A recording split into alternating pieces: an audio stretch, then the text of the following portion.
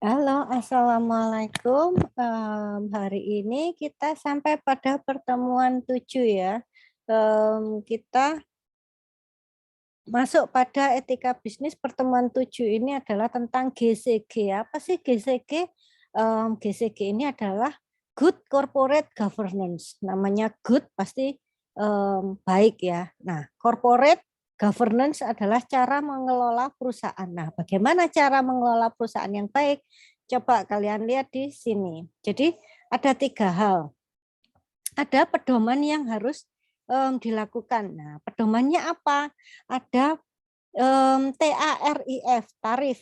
Prinsip-prinsip yang dianut dalam GCG ini adalah yang pertama adalah T, transparansi. Transparansi di sini artinya adalah dalam melaporkan segala sesuatunya ini dilaporkan sesuai dengan hal yang benar dan hal yang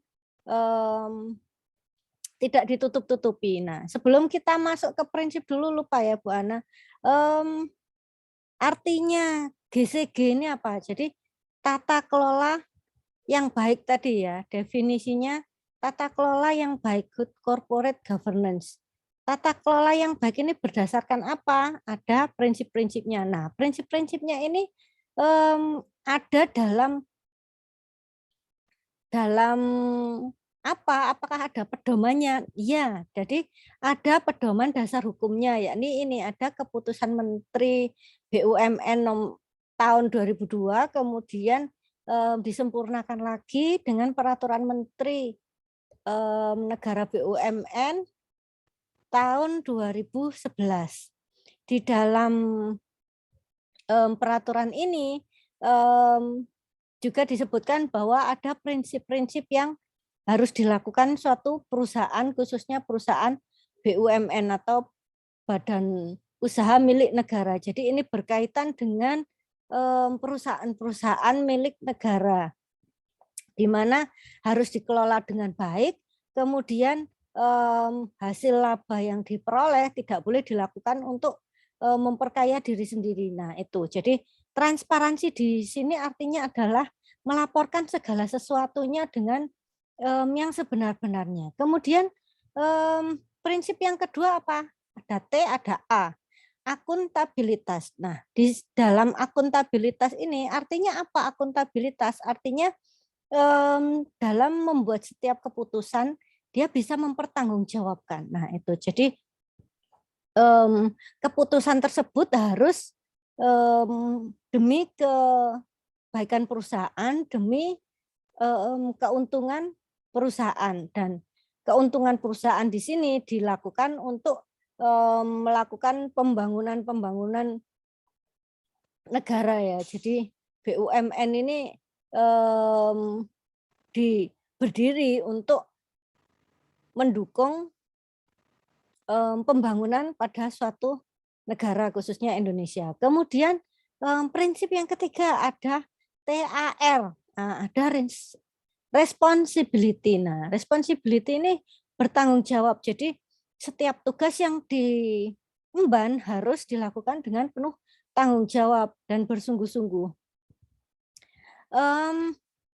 Dalam responsibility ini kan harus bertanggung jawab ya, ada kata bertanggung jawab. Nah, siapa yang bertanggung jawab? Nah, kalau dalam BUMN tentu saja yang bertanggung jawab penuh atas berjalannya perusahaan tersebut tentu saja yang namanya pimpinan, karena segala macam kebijakan yang diambil itu pasti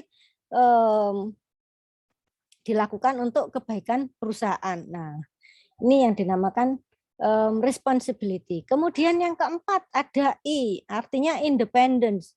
Jadi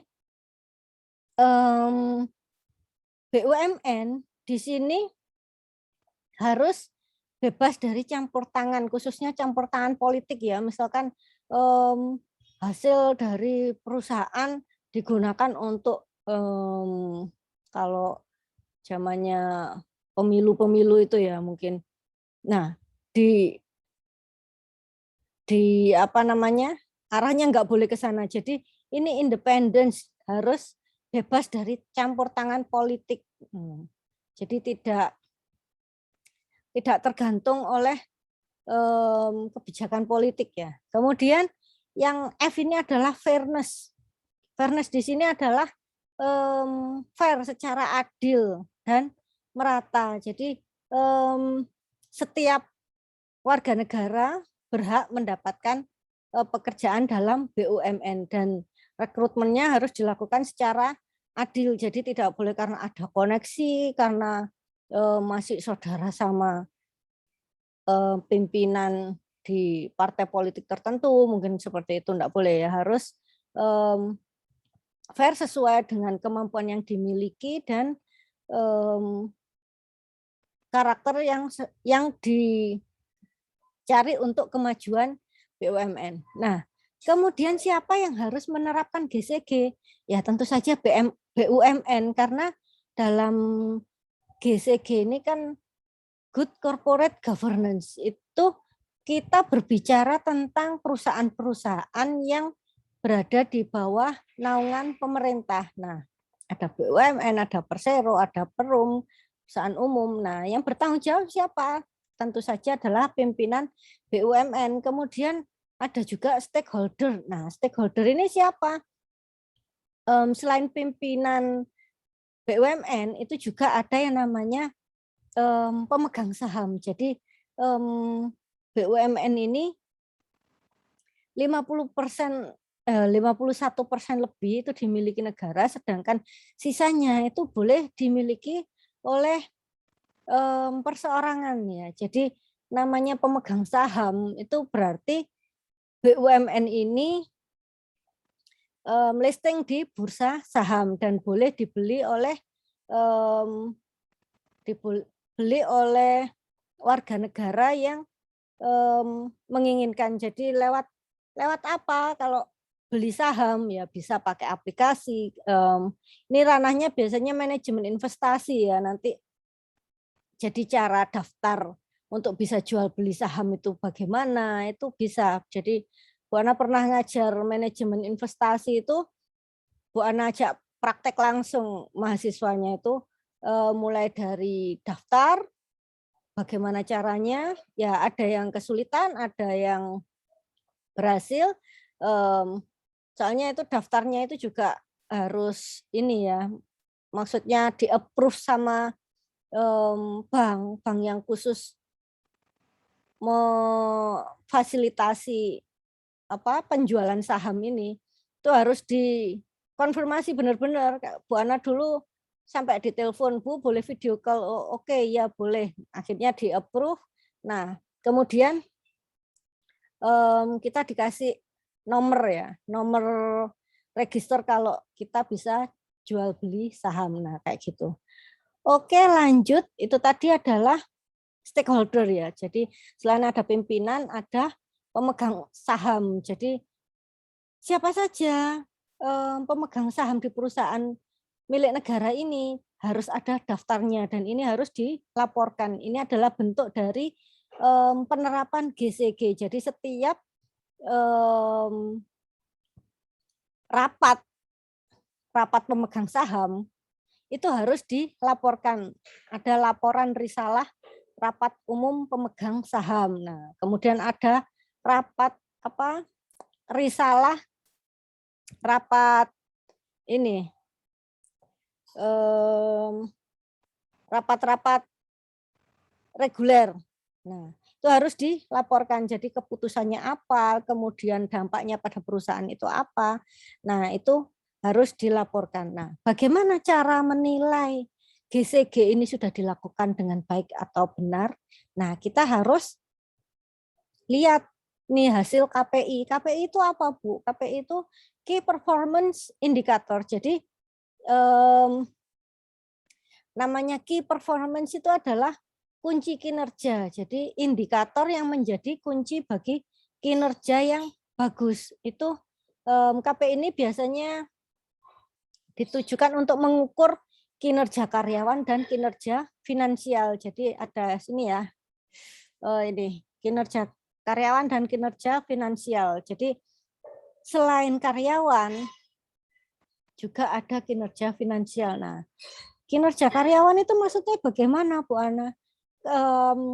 mengukur kinerja karyawan itu harus jelas targetnya. Misalkan kalau produksi gitu kelihatan ya. Hari ini mungkin kamu ditarget perusahaan produksi 100 piece produk gitu ya. Nah, itu mungkin ada beberapa kelompok. Nah, itu harus dibagi yang jelas targetnya. Jadi dalam seminggu misalkan harus selesai 100.000 piece gitu. Ya harus selesai 100.000 piece. Kemudian mungkin itu dari kuantitasnya, bagaimana dengan kualitasnya? Apakah produk yang dihasilkan itu sudah sesuai dengan quality control yang ditetapkan? Nah itu. Nah kalau BUMN bagaimana? Tentu saja karyawannya di sini adalah melakukan pelayanan. Nah apakah pelayanannya bisa sehari selesai? Layanan 1 hari selesai? Nah kayak gitu. Kemudian kalau finansial, nah apakah kinerja finansial itu dilihatnya dari apa? Tentu saja dari laporan keuangan. Jadi yang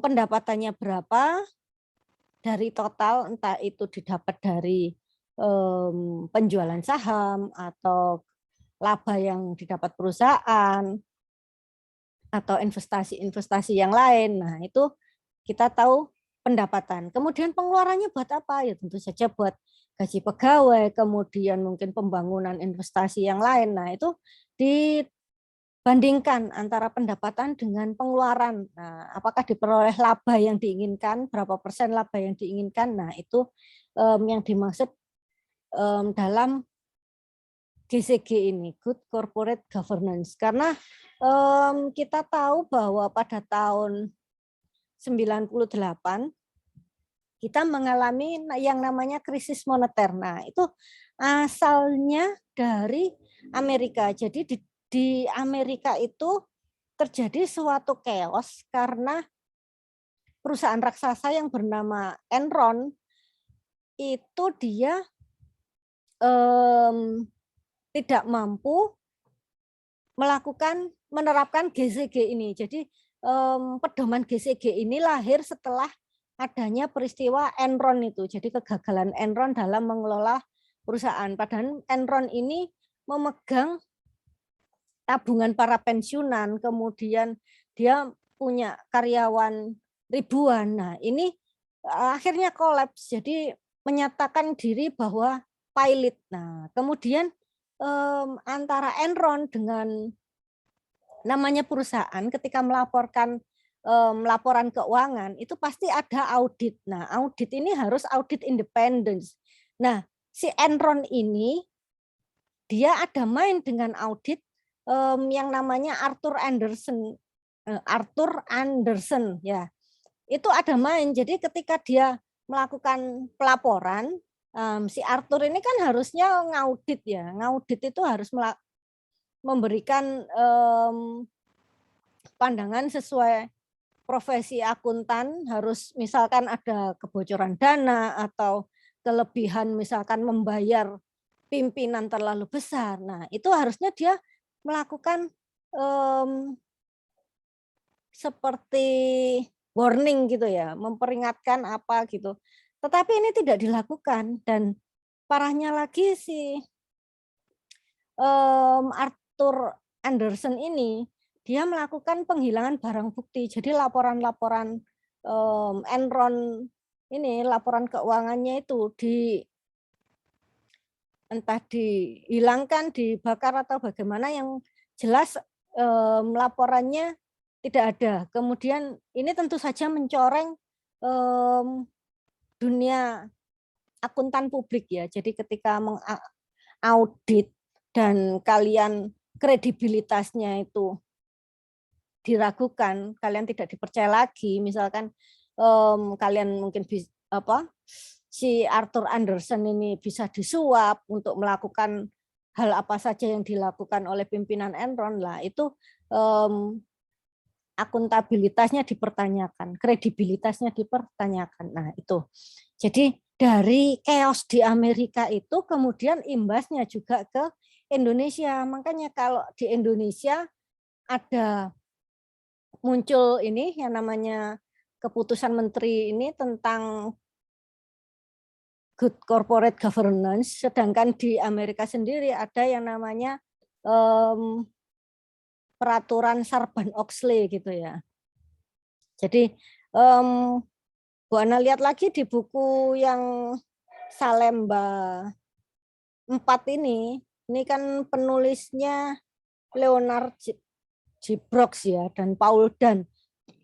Nah ini kajiannya banyak yang menuliskan tentang yang terjadi di Amerika sana.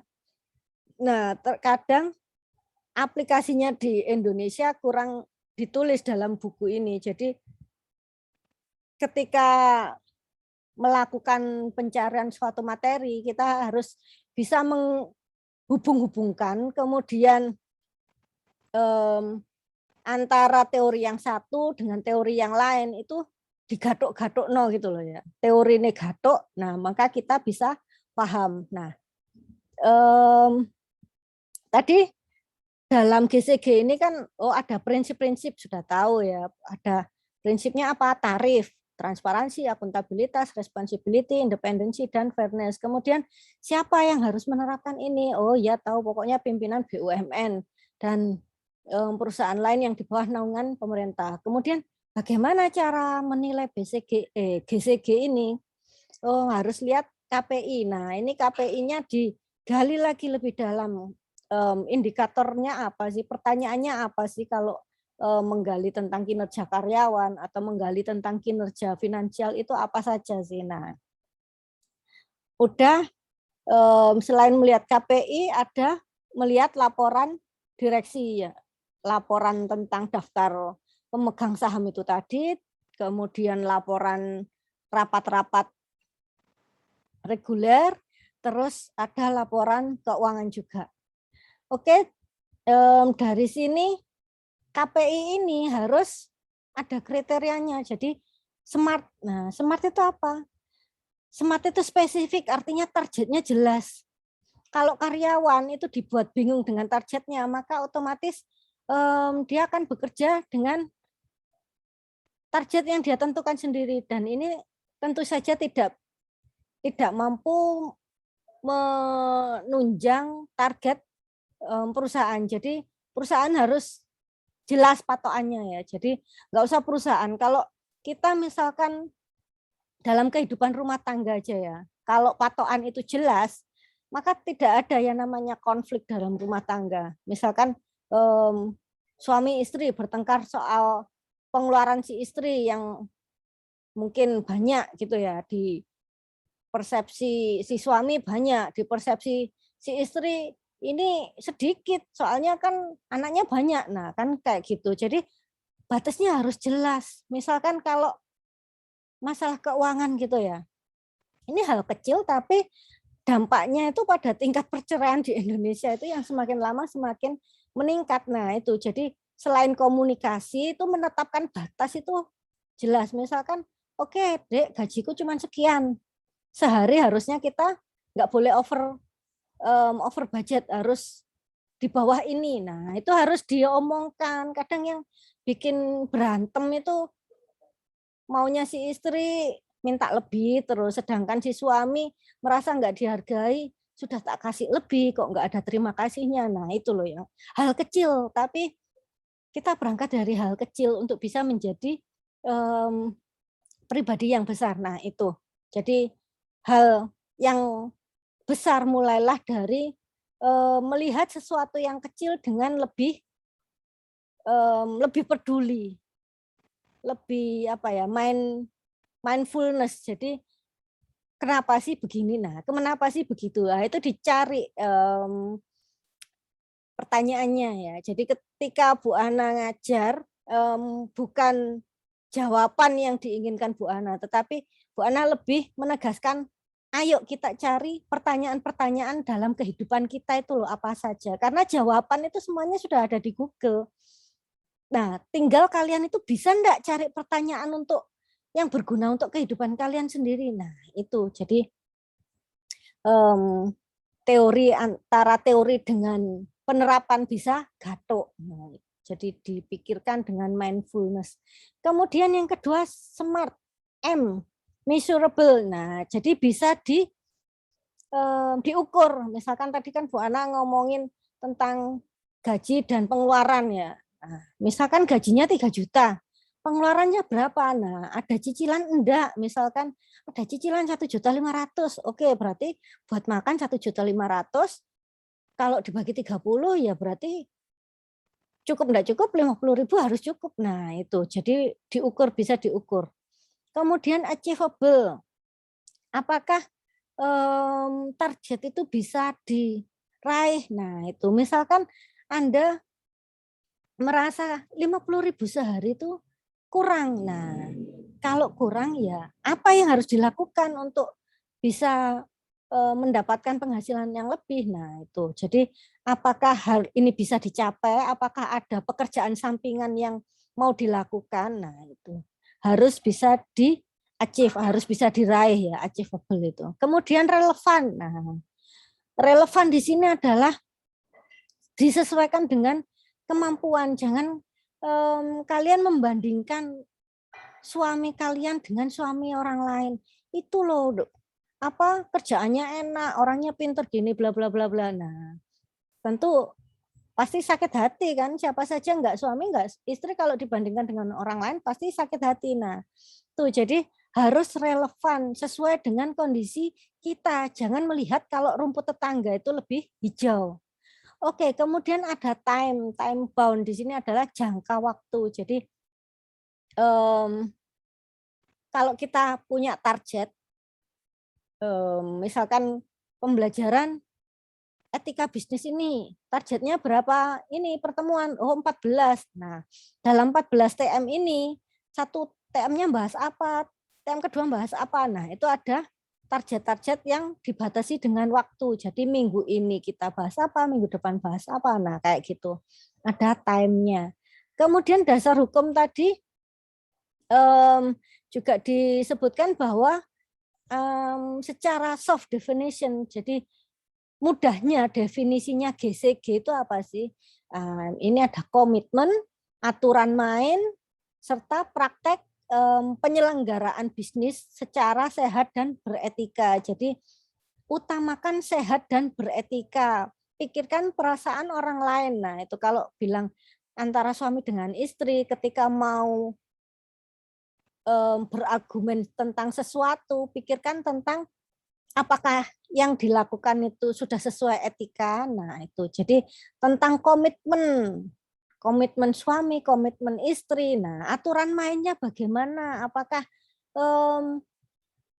misalkan dalam pengeluaran tadi mainnya sendiri-sendiri, misalkan si suami pengen jajan apa, misalkan jajan gadget, nah si istri pengen jajan skincare, nah itu pembagiannya bagaimana? Nah ini kalau nggak dibicarakan, nggak dipatok batasnya, proporsionalnya seperti apa, ini nanti berantem nanti jadinya. Jadi kalau ngomongin kehidupan pribadi kita, kalau kita bisa menghandle kehidupan pribadi kita, otomatis ketika kita pegang perusahaan, pegang BUMN, maka hal apapun bisa dilakukan. Jadi berangkat dari hal kecil untuk bisa menjadi pribadi yang besar. Sudah kira-kira itu saja. Bu Ana cuma mau kasih lihat ini yang namanya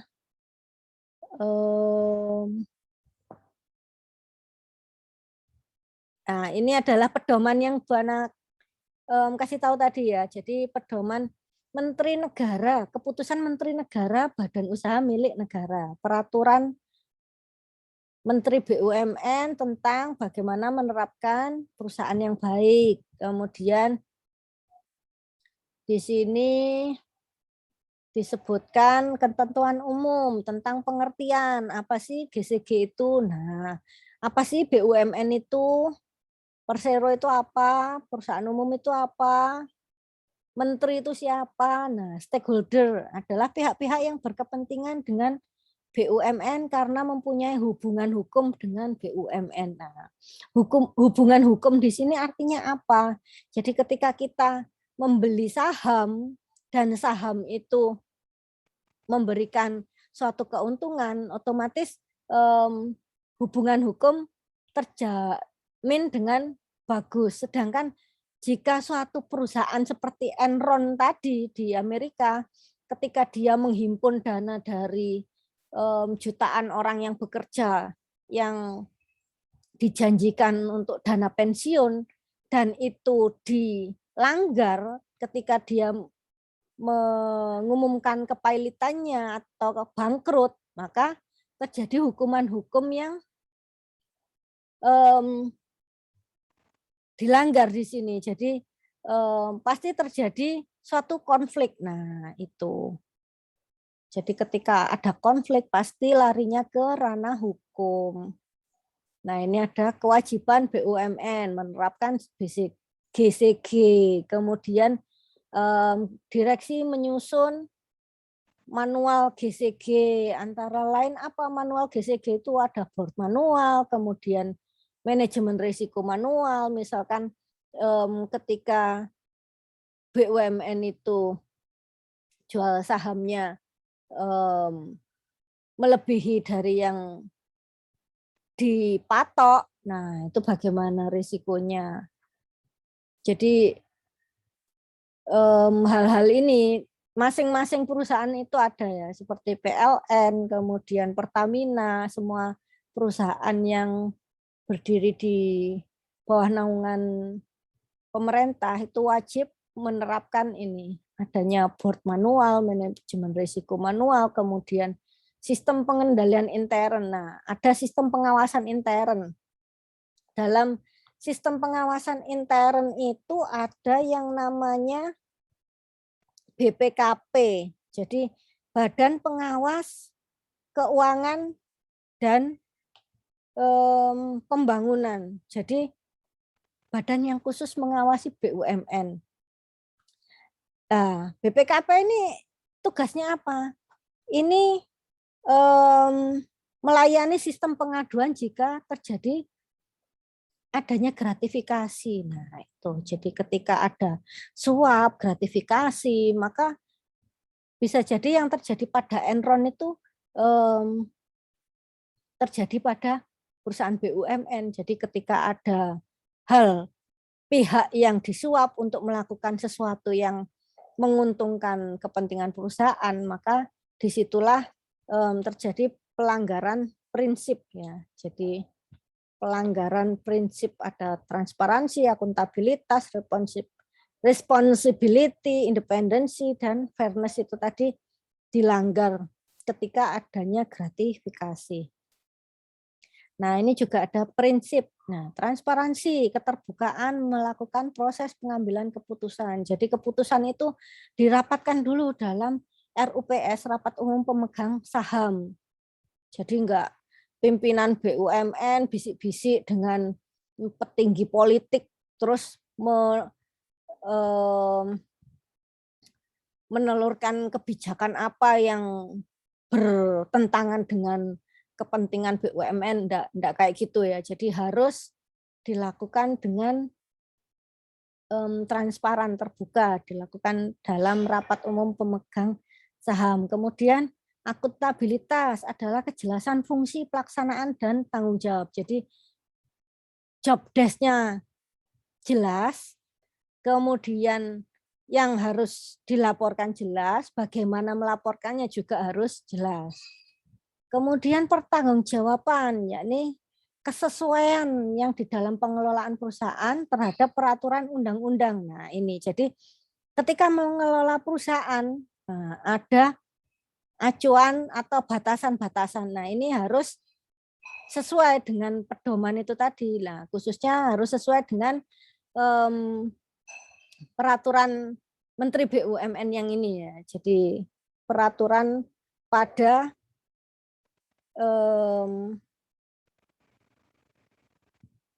Per 01 MBU 2011.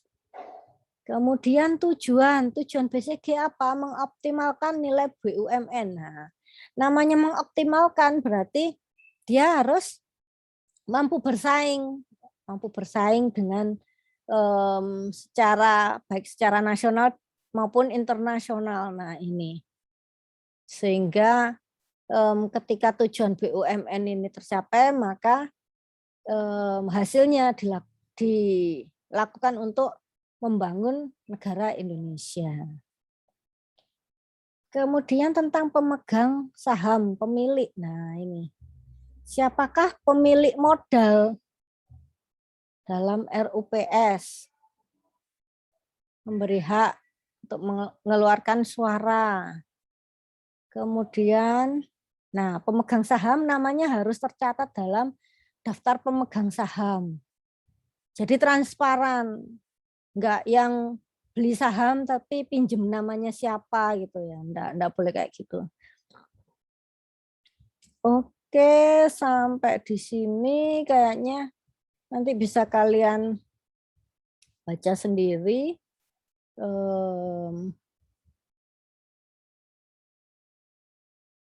Semoga yang disampaikan Bu Ana ini sedikit banyak memberikan gambaran tentang bagaimana melakukan pengelolaan perusahaan, khususnya perusahaan pemerintah, yang baik dan benar, yang baik dan beretika. Nah itu. Jadi oke, sampai di sini Bu Ana akhiri. Wassalamualaikum warahmatullahi wabarakatuh.